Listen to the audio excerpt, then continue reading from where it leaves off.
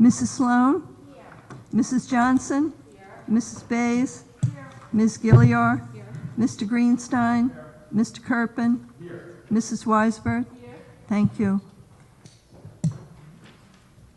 We have a student performance this evening. Mr. Scully, do you want to introduce it for us? I'm Kevin Scully, the Director of Creative Arts for the school district, and today representing our choral program at the high school, we have Miss Samantha Schick. She's a new part-time teacher playing piano, and Casey Fennis will be singing, and she's going to introduce her song for you. I'm going to be singing Journey to the Past from Anastasia.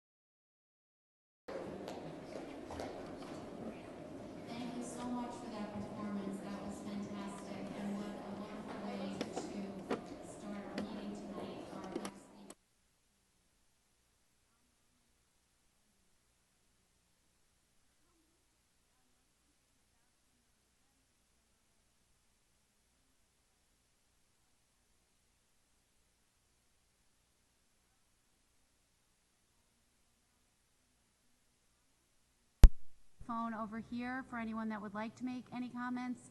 Please identify yourself for the record and know that we have a 3-minute limit.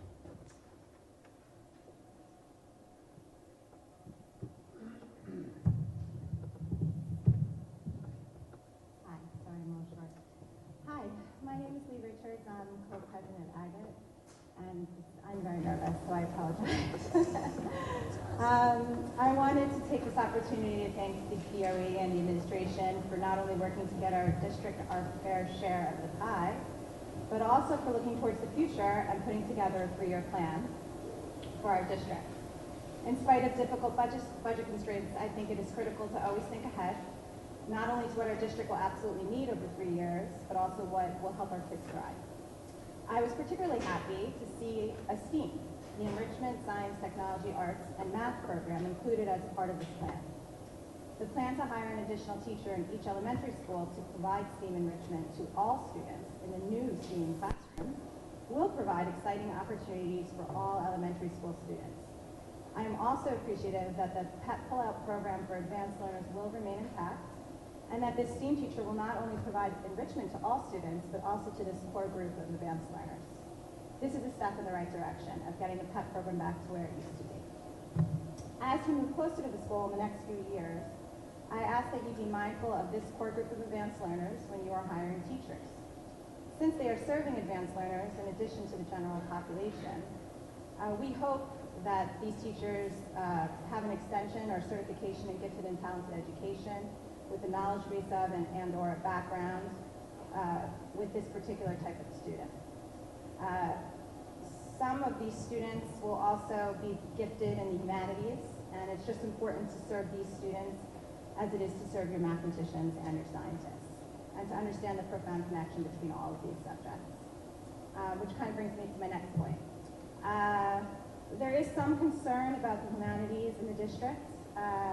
Underlying, I think, these concerns is a widely shared impression that the district places less emphasis on the humanities than it does on math and science. That impression stems in part from how students at the middle school level are offered accelerated options in math and science, but not in English and social studies.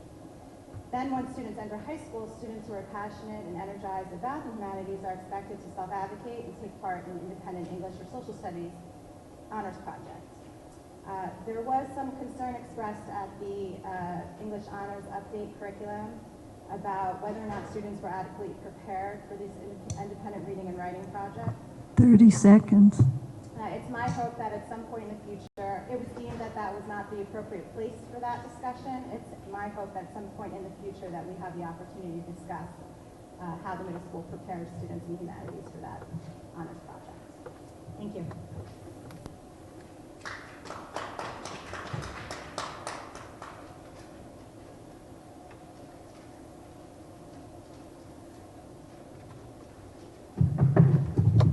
Good evening, everyone. Dave Satcher for the Viking Sports Foundation. I'm grateful to hear of what's going on with Agate. As many of you know, I first came to the podium years ago when the PEP program was being reduced. So I'm glad to hear it's on the way back. I'm here to talk about a few other gifted and talented kids, and that's our sports athletes.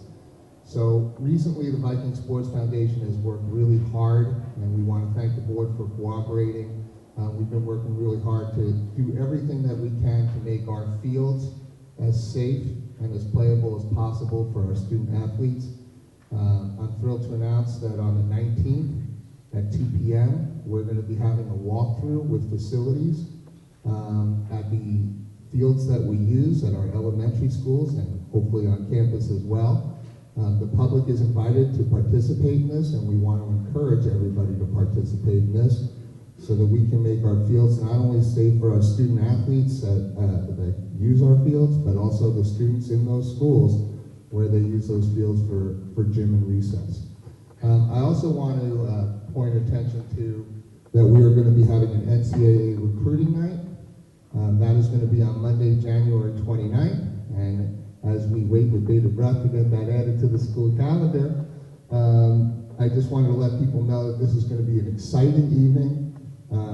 We have a great panel that's going to be talking about it. we have Kevin Layton, who is the head coach of Fordham Baseball, will be attended, Division I, as well as Shannon Smith, who's the head coach of women's lacrosse at Hofstra. From Division II, we're going to have Susan Cassidy Light, who's the athletic director over at Malloy. We're going to have Dave Duke, who's the men's basketball coach at Division II over at Adelphi. From Division III, we're going to have Brendan Chamberlain, who's a Farmingdale State lacrosse coach. And we're also going to have Scott Waddell, who's an assistant coach with NYU Soccer. So it's going to be an exciting evening. That's January 29th, Monday night, 7 o'clock, right here in the cafeteria. Hope to see you there. And we want to thank you again for everything you're doing to help put our fields in the best possible shape. Thank you.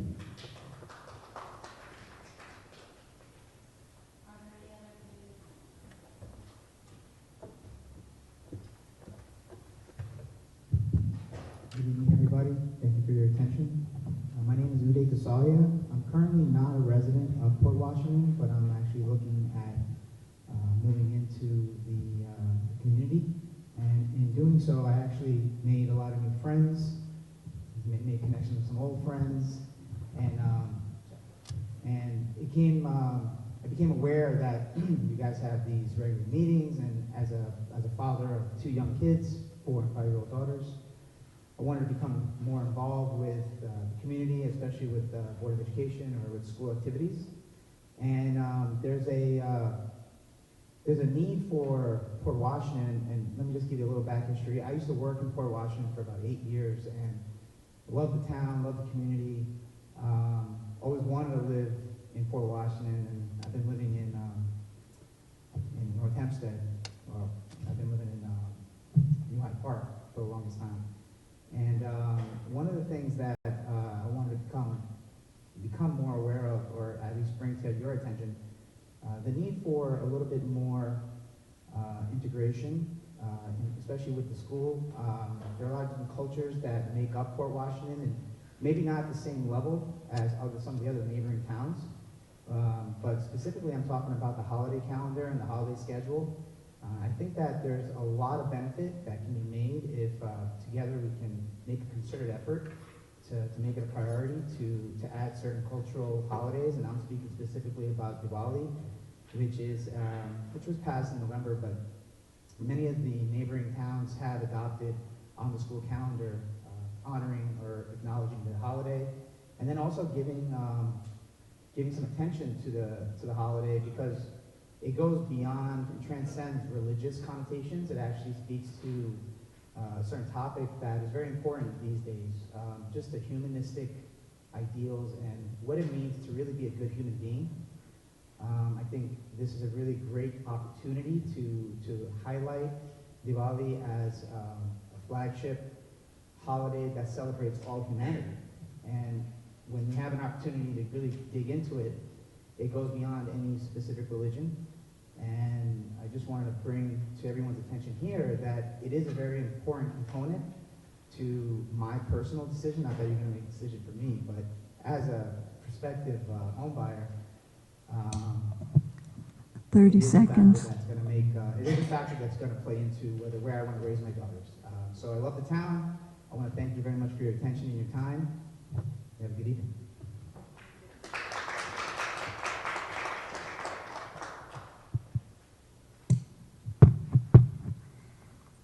We will close out community comments at this time. I would just like to welcome everyone here tonight. As I said, it's our last meeting of the year, so I would like to wish everyone a happy holiday, a happy new year. Today we had some unfortunate events in New York, and it struck me as so sad that it does not seem to be something that really makes people stop and take pause very much anymore. But for us New Yorkers, it is a good time at the holiday season, and with comments that were discussed tonight about being inclusive, to remember that we go a long way in our school district to try and always educate everyone about being inclusive, being kind to our neighbors, being kind to everyone in the school district, showing respect. We go a long way in character education and taking care of our children in every way. And to that point, we have had a lot of our community members come and speak to us about expanding our holiday calendar. and we are looking into that and hoping to be able to do it. Unfortunately, there are things beyond our control to just randomly being able to decide that we can do it, but our superintendent will speak to that more. We are trying to make every effort.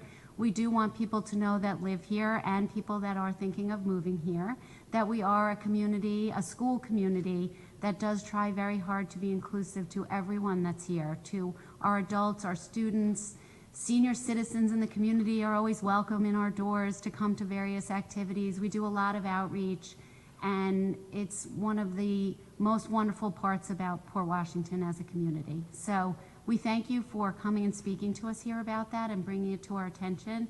And it's a good opportunity to let the community know that when you come here and speak to us, though we don't often enter into discussion about it at that time, we do listen to the people that come here and speak to us and really pay attention and try and make things different when we can for issues that are brought to our attention. And with all of that being said, I'd like to say again, happy and healthy New Year to everyone. And I'd like to thank Dave Sattinger, who brought up the field tour that will be going on. And everyone is welcome. That will be posted on our website. And I think I will turn it over now to the superintendent. It's already on the website. Thank you. Thank you, Mrs. Sloan. Good evening, everyone. I just have a few things I'd like to go over. It's been a very busy fall this year for all of us. So in case you're not aware, at our elementary schools, we have the Dancing Classrooms program, and a lot of the schools have either had their finales or in the midst of having that happen. I know Guggenheim actually was tonight, and I once again want to thank our HSA PTAs, Hearts, the Ed Foundation for providing the funding for that program. It's really a wonderful, wonderful opportunity for our 5th grade students. We are also in the midst of our winter concerts. Some of the Weber concerts have already taken place last week. Next week will be high school concerts. January also will be some concerts for some of the elementary schools. Some are during the day, some are in the evening. And it's just a wonderful also display of our students' talents and how hard they work with their teachers for their performances. So I also want to congratulate the Schreiber theater production, drama production. They did A Christmas Carol this year. It was fantastic. And our new auditorium was a great, great place for them to showcase their talents. We even involved some students from Weber and some of the elementary schools. If you missed it, I'm sorry. You did, because it was really, really very well done. We also had a very successful fall sports season, and just congratulations to all of our student athletes and their performances, their good sportsmanship. Very, very pleased with the results from there. Last Monday, Parent Council held their meeting, and there was a presentation on Project Lead the Way, which is an elementary STEM program, and I thank the teachers who came and Dr. Westervelt for organizing that presentation. I would encourage you also to look on our website. We have posted a video of our bond update and what's been going on, some of the projects that have been completed. There are testimonials from some of our students as they are now experiencing new science labs in the theater and the fields. I think you will really enjoy that. There is also written updates as well, so we are making very good progress. In addition, the construction has begun at both Guggenheim and Manor Haven, and those are going to be a little bit of long-term projects, but we're very excited. The end result will be additional classroom space for our students, as well as the STEAM labs that were mentioned before. As Mrs. Sloan mentioned, we are working on the school calendar. We are not ready to present that yet.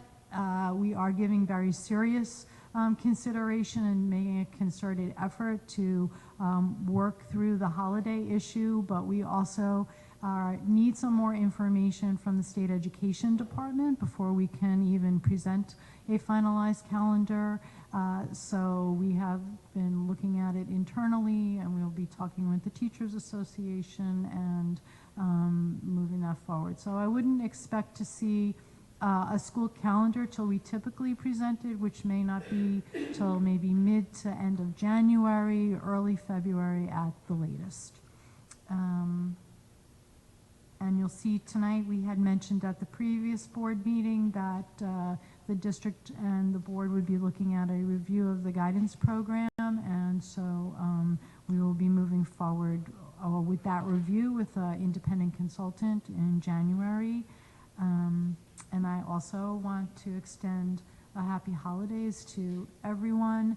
I will tell you that I will be present at the menorah lighting at the train station tomorrow night, as I have been given a very, very lovely, gracious invitation to join the rabbi in lighting the first candle of the menorah. That is a first experience for me, so if you want to brave the cold and come out. More importantly, we have Schreiber students who will be performing tomorrow night, so I think that's the better reason to come and hear them. So we do have a full agenda tonight. So and Ms. Fennick, I don't know that we've had much of a change in the enrollment, and our kindergarten enrollment is scheduled to begin in January, and we will be giving regular updates as we go through January, February, March. So thank you. I'll make a motion for the approval of the minutes for November 13th, 2017. Do I have a second? Ms. Johnson, all in favor? 7-0, thank you. And we will now go to our discussion item, the Weber Diversity Art Project. Dr. Mooney? So this year's district's theme is Embracing Diversity by Cultivating Trust. And all of our staff, in particular our Creative Arts Department, really work to incorporate the district theme into their work with students. So one of our art teachers at Weber, Alicia Edgar, has a really wonderful project. I will let Mr. Scully just give a little bit better introduction, and then we'll have Ms. Eggers come up and she can show you what she's doing. So at our last two professional development sessions, our teachers have gotten together to really work on our district theme, and 2 meetings ago, Ms. Alicia Edgar, who's a Weber art teacher, led that presentation. I shared it with Dr. Westervelt, and she was kind enough to ask us to show you part of that, and sort of also show you a little bit of the work that we're doing in the different grade levels, not just the middle school, our program, with Embracing Diversity by Cultivating Trust. So here's Ms. Alicia Edgar. Thank you. I was so excited when I found out what the theme would be for this year, because I think it's something that as art teachers we do intuitively, and it kind of just gives us a chance to really showcase what we're doing this year. So I wanted to read a statement by one of my colleagues, and through the presentation I'm going to be showing you some of the work that we're doing in different schools. And I just have to say that the presentation that I did to the art teachers, it was supposed to be a little bit of what I was doing in my classes, but I made it more about what we're all doing and how we can all do it better. And I'm so fortunate that everyone in the district that I have gotten to know, all of the art teachers, is very much on the same page. And I'm just so thankful that I get to work with these people all the time, that when we have meetings, it's really collaborative and everybody just gets to share all of the good work that they're doing. So I would really like to just highlight a lot of my colleagues and what they're doing and share that with you. So the following is a statement from Chris Murphy, which I think, she's a Schreiber art teacher, that really talks about what we believe. Art and diversity live as one. They are not different topics we teach, they are one in itself. If we had to specifically teach diversity, it would begin with modeling our appreciation for our individual differences, and we do this each and every day. As art teachers, we promote diversity. We are not interested in having our students create cookie-cutter images. We promote the art-making experience as being unique for each and every student, and we praise these visually diverse results. So I'm just going to go through and highlight some projects by different art teachers at the different schools and read some statements that they've given to me. So this is Elizabeth Denise at Manor Haven. She says, every year Manor Haven School selects a country to devote an entire week to study and learn about, called Cultural Studies Week. Some of the many topics students learn about include government, geography, transportation, music, art, and dance. During the 2016-17 school year, we studied Mexico. In art class, students learned about the lengthy history of Ncaa bark painting and modern contemporary use. Each student in kindergarten through 5th grade made their own unique Ncaa bark painting. This year, Manor Haven students will study Japan. In art class, students will learn about Japanese artwork and combine that with the art of haiku. Kindergarten through 5th grade students will create illustrations of haiku this year. So these images that you're seeing are some of the Ncaa bark paintings from last year. Next we have Daphne Harkins from Guggenheim. Her statement, in honor of Hispanic Heritage Month, 4th grade students created Mexican-inspired copper foil signs. So this is Hispanic Heritage Month is September through October, so this is a project they did last year. Marilyn Turtz at Salem. So these that you're looking at are molas. So Salem students create colorful paper molas inspired by the art form unique to the indigenous Ncaa people of the San Blas Islands located off the coast of Panama. So these are layered collages out of construction paper. And she has a couple of goodies. These are Japanese sumi ink paintings that were done with a bamboo brush. Some of the students have created in their study of Japanese art. And this is a very exciting workshop that she does every year. Native Australian Chris Pitkin gives workshops to Salem 5th grade students, gardeners, on the flora, fauna, geography, and culture of the Australian Aboriginal people, including their native instrument, the didgeridoo. This study fosters respect for environmental concerns, communal interdependence, and sharing. So each year those students get to make the didgeridoo after being led through this workshop. Here's another one. This is also by Marilyn Turtz. So this is a mixed media collage inspired by Romare Bearden. 2nd grade students from Salem Elementary School learned about African-American artist Romare Bearden. Inspired by his innovations, students created mixed media collages combining painted paper and photography. So some of those sharks that you see and starfish, those are actually photographs that the students have colored over, and then they collage those into those backgrounds. And next we have Weber. So this was a project inspired by the artist Chuck Close. And you can see his work. It's actually featured in, let's see, Q Subway. Anybody know what that station is? Uptown. So, I'm going to read your statement. 8th grade accelerated art students studied the art of Chuck Close. They learned about his methods and how he's influenced by his dyslexia and face blindness and his confinement to a wheelchair. He's actually a quadriplegic. Students were asked to bring in an image of themselves to create a selfie or self-portrait inspired by Chuck Close's style. Using a grid method and colored pencils, students made their own version of Close's work. Chuck Close has one of my favorite quotes as an art teacher, and I just want to share that with you. He says, "Inspiration is for amateurs. The rest of us just show up and get ready to work." And I love to use that with my students because when they tell me, I'm not really inspired to do work right now, so you just have to start making something and it'll come to you. I love this one. Okay. Heather Heckel, also from Weber. So Heather's 6th and 8th grade students are currently participating in this year's Youth Art Month flag design contest sponsored by Ncaa, which is the New York State Art Teachers Association, and Sargent Art Supplies. Students problem solve how to create a visual that aligns with the theme of building community through art, and then draw or paint their flags to be easy to see and understand. All students with parental guardian permission will be entered to represent Port Washington in this statewide opportunity. We're kind of celebrating the idea of community, our state, our country through this.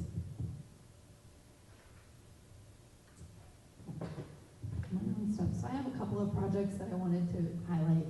The one on the left was a self-portrait that one of my studio art students did last year. And this is a project where I asked them to create self-portraits, but I always like to push things a little bit. So not only did I ask them to do self-portraits, right? I should really say portraits in general. I asked them to study a particular period of history where they had to pick out either an interesting headpiece or hairstyle to feature in their self-portrait. And this particular student chose to study her background and her culture in this self-portrait. And I thought that was a really nice piece to highlight. To the right of that, you see a plate, and this is maybe perhaps the project that started all this year. I designed this project inspired by our district theme. Each sixth grade student got a plate, and the plate and their theme for sixth grade was their school.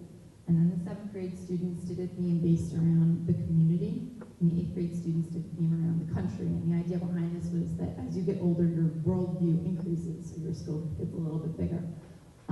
And they were supposed to decorate two plates, actually. The top plate, whatever the designs and ideas were supposed to be, things you love about your school, things that you love about your community, things that you love about your country.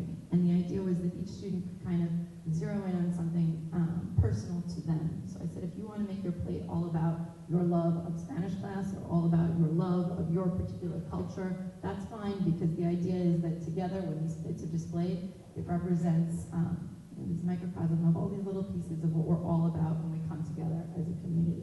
We put these up. So in the center, they were given an option. They could either put a symbol, which was either the Viking, or we did a quote, or we did a symbol of the country, or a sailboat for Port Washington. So they got to choose that. On the right, we have, this is from Black History Month in February. I did some artwork inspired by the Harlem Renaissance, and that's by sixth graders. Below that, these were some seventh grade pieces that were inspired by Islamic tiles, and we talked a little bit about Islam. And then below that, we have the butterfly project, and I just want to talk about this briefly. I partnered with Holly Gober, who's a social studies teacher at Weber, and Jeff Moss, who's one of the English teachers there, and we got together. And we did this project called the Butterfly Project, and I'm just going to read you the statement that I have for that. So these butterflies were created by Weber's 8th grade graders as part of their studies of World War II and the Holocaust. Each student designed butterfly represents one of the 1.5 million children who perished in the Holocaust.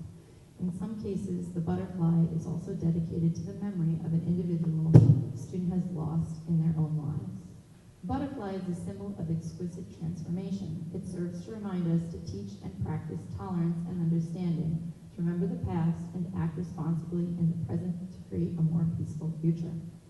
This was a project that was started in 2006 in San Diego, and we have adopted it now in Fort Washington. You can see these butterflies outside of the auditorium, and we plan to add more each year. So some of the bigger butterflies that you see were created by my art students in 8th grade. We focused a little bit about anatomy of the butterfly and studying specific different types of butterflies, and the smaller ones were created by the English and social studies students, and they glazed those to go along with it. Okay, enough about that. Okay, so this is Chris Murphy again. And so Chris Murphy has received many Ed Foundation grants in order to promote an openness to diversity. The most recent, Seeing and Being Seen, beginning in January. Past grants include the Many Faces of Port, a collaboration with Schreiber art teacher Georgia Warsky, Bridging the Gap, and Ruby Bridges Visits. Chris is a member of the Influence Film Club. Here she finds new documentaries that give her a modern and universal sense of what is going on with diversity outside of Port Washington. At times, she shows parts of these films to the students. Chris also shows numerous films that she has ordered through teachingtolerance.org. Almost all of these address the idea of diversity. The following are films that AP2D design students view each year. They always follow up with a discussion and a personal written response to the social content of the films. Students then engage in a shooting assignment that relates to a message from the film. Now these you can actually see downstairs as you're exiting. You go through the main entrance, they're hanging up right now. So this is Miranda Best at Schreiber.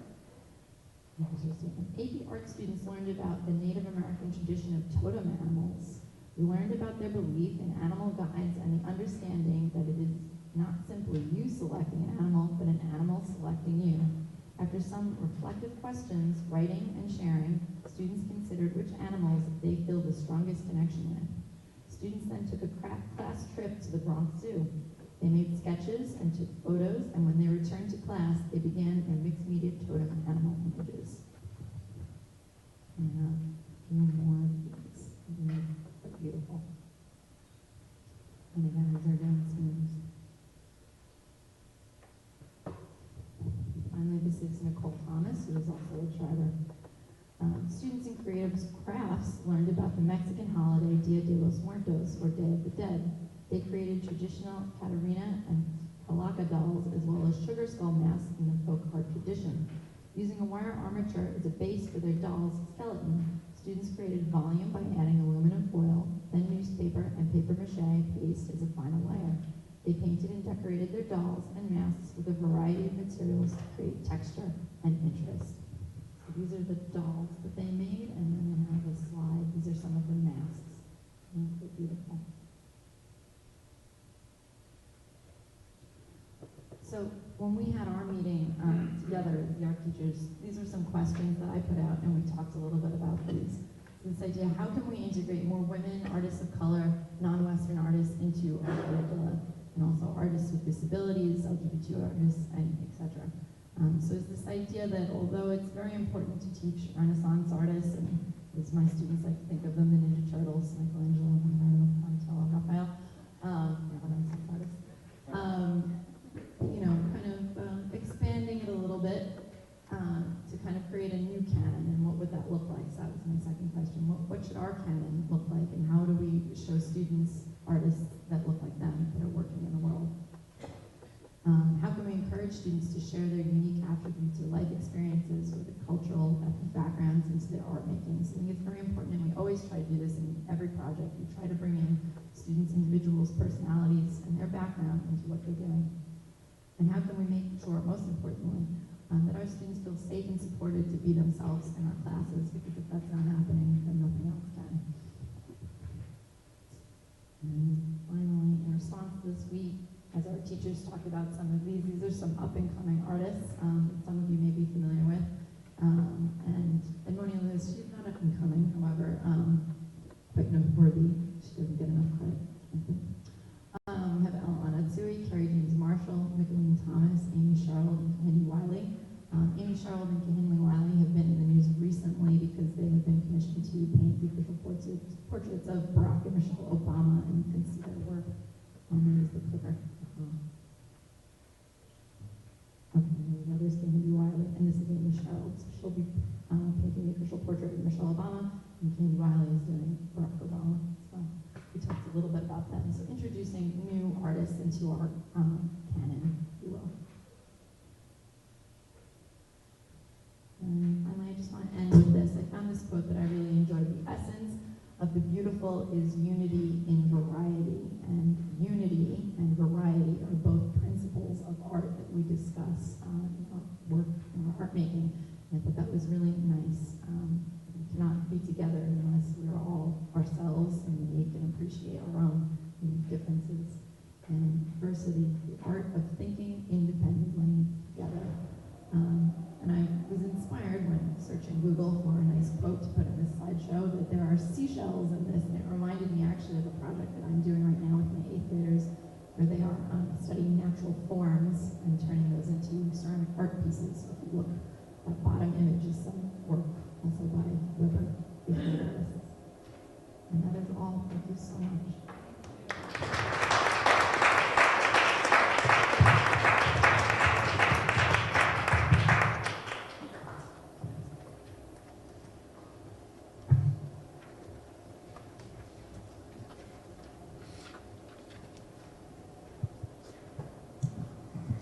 Thank you so much for that presentation. It was really fantastic, and we hear a lot about what goes on in the schools as the people that sit up here, and we read a lot about it, but to actually see that and hear you speaking, it was really a great opportunity for us to see what's going on in all the art rooms, and really such a pleasure, and thank you, thank you, thank you. And to all the art teachers that helped you with it, thank you.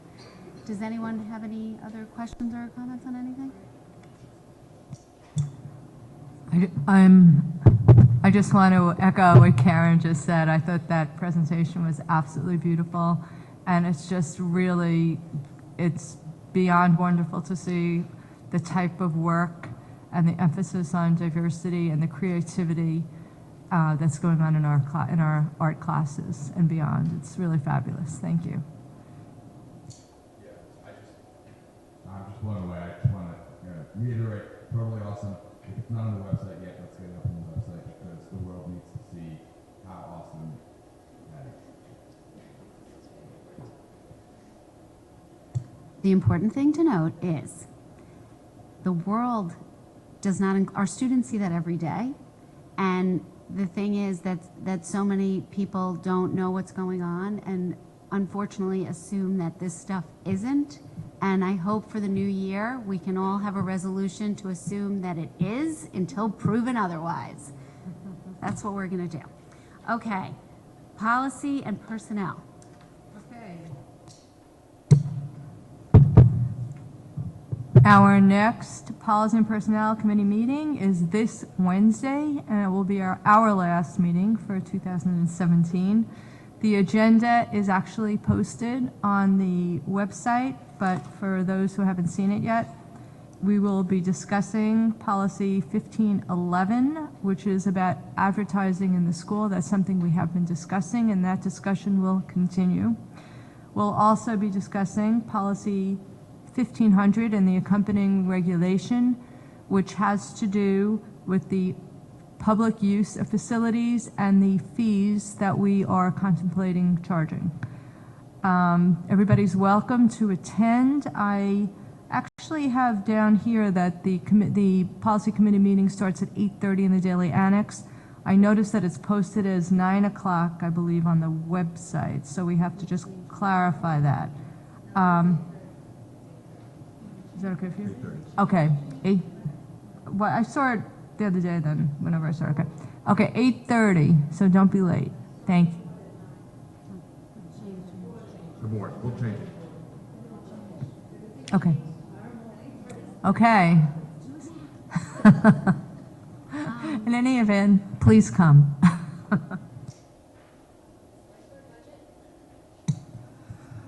We had a meeting a couple weeks ago.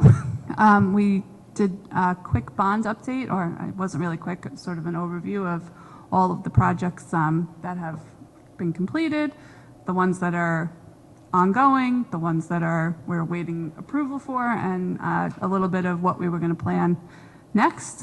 Those of you who were involved in or around when we were doing the bond project, you know this was a long-term, multi-year, multi-step project, and so we were just having some conversations about what the next things we would start to plan are.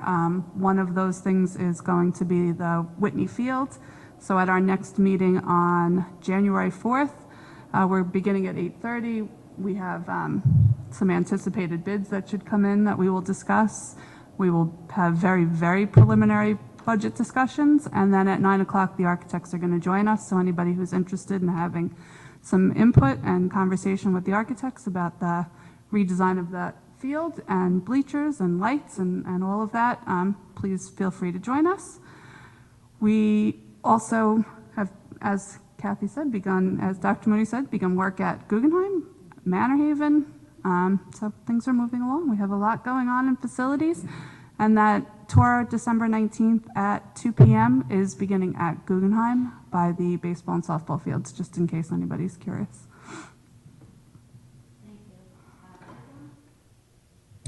I was not at the last curriculum meeting, so I will pass it along to Emily to give the update.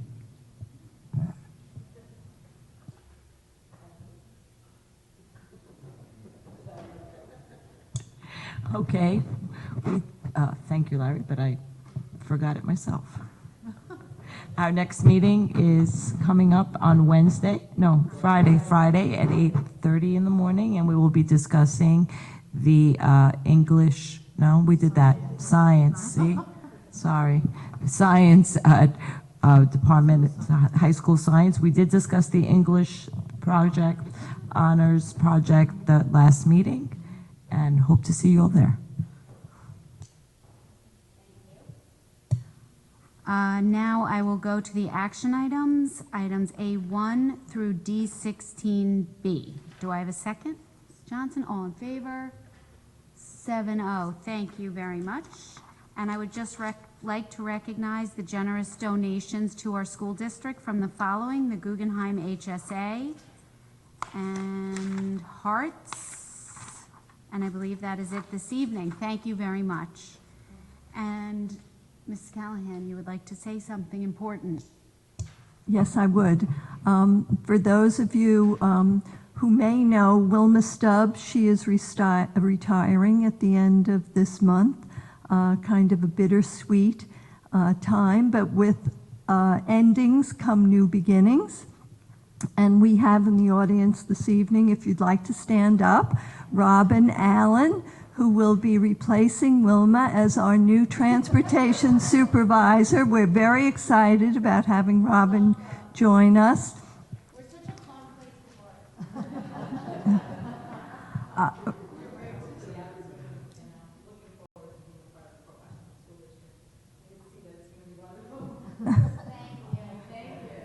We knew you were coming. We put our best foot forward. So we're thrilled to have you join us as of the 2nd when we return. Thank you. Get a lot of rest over the holidays. It is snow season. Okay, we'll now go to board policies for this evening. We are going to approve the following policies for adoption with the recommendation of the superintendent. Policy 5200 for co-curricular and extracurricular programs. Policy 6109, collection for unpaid meals. Do I have a second? Mrs. Johnson, is there any discussion this evening? Mr. Greenstein. Yeah, I would just like to say that we generally just approve policy fairly routinely here, but we actually take policy very seriously, and we actually do think about it a lot, and we have a lot of discussions about it. And you know, I just have to commend all of my colleagues for everybody being incredibly thoughtful and incredibly back and forth, and there's been a lot of discussion about both of these policies actually, and our opinions have gone all different directions, and I think we finally arrived at this at the decisions that are in the best interest of the district. And so anyway, I just wanted to thank everybody for all of their diligence in this work.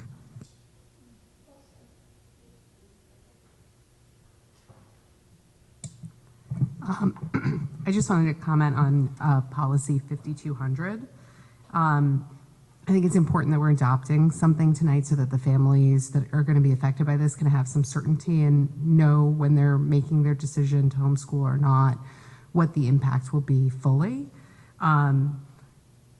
That said, I understand that there are about 14 kids in the district right now who are homeschooled out of 5,500, so it's a pretty small pool, and I'm under the impression that this is the first time any of them have asked to be included in our extracurricular activities. I would have chosen to draw the circle of our school community to include them, at least for non-competitive extracurriculars. But that said, and because I have spoken publicly that I'm sort of in the minority on this issue, I also wanted to note for the public as much as for the rest of our board that I think that there are many issues in which well-intentioned, intelligent, thinking people can simply disagree and can simply see different logic as more persuasive to them. And I think this is one of those issues, and I really do understand and see the arguments on the other side of this. And I think that the conversation, I just have to echo really what Larry just said, I think the conversation and the in-depth discussion about this is as important as what the outcome is. And I think that I look forward to seeing that carry through to many other discussions that maybe even have a bigger splash than this. I just also want to clarify that for those people that don't know, and all the people out there in the community watching tonight, that sometimes we do not have as lengthy discussion about various issues, including policy, at the board meetings, but we do go into great depth at the individual board committee meetings. So policies are really thoroughly vetted at the policy committee meetings, which are open to the public and posted. So just in case anyone ever wants to attend, they're always welcome. And now, if there's anyone else? Mr. Crippen? Two separate votes versus one. We can separate them out. So I will call to question policy 5200, co-curricular and extracurricular. All in favor? That is 5. All opposed? It's 2. That's it. So it's 5-2. Thank you. Mary, you got that? Okay, and call to question 6109, collection for unpaid meals. All in favor? 7-0. Thank you. And for the record tonight, we have the first reading for policy 5153, education of homeless children. And now we will move on to any old business. New business. Anybody else want to speak to us this evening? Okay, we're adjourned. Happy and healthy New Year to everyone.